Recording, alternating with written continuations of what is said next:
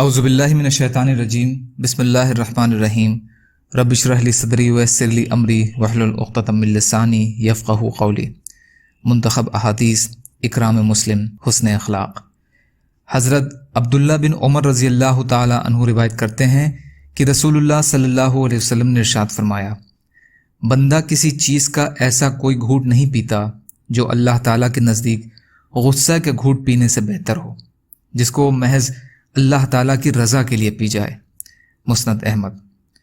حضرت معاذ رضی اللہ تعالیٰ عنہ سے روایت ہے کہ رسول اللہ صلی اللہ علیہ وسلم نے ارشاد فرمایا، جو شخص غصے کو پی جائے جبکہ اس میں غصے کے تقاضے کو پورا کرنے کی طاقت بھی ہو، لیکن اس کے باوجود جس پر غصہ ہے اس کو کوئی سزا نہ دے، اللہ تعالیٰ قیامت کے دن اس کو ساری مخلوق کے سامنے بلائیں گے اور اس کو اختیار دیں گے کہ جنت کی حوروں میں سے جس حور کو چاہے اپنے لیے پسند کر لے۔ ابو داؤد۔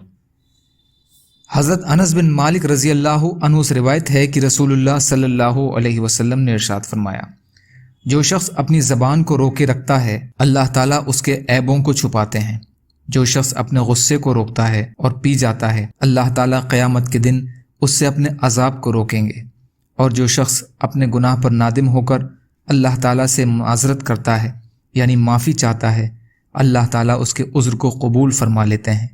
بیہقی۔ یا اللہ ہم سب کو کہنے سننے سے زیادہ عمل کی توفیق عطا فرما۔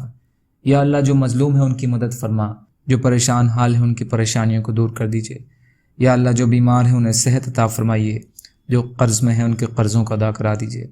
یا اللہ آپ قادر مطلق ہیں، آپ کے لیے ہر چیز آسان ہے، ہمارے لیے بھی آسانیاں پیدا فرمائیے۔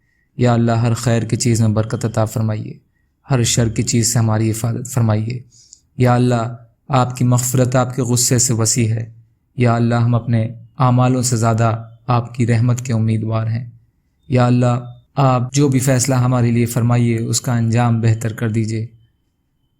سبحان ربک رب العزت عما یصفون وسلام علی المرسلین والحمد للہ رب العالمین برحمتک یا ارحم الراحمین لا الہ الا اللہ محمد رسول اللہ۔ السلام علیکم۔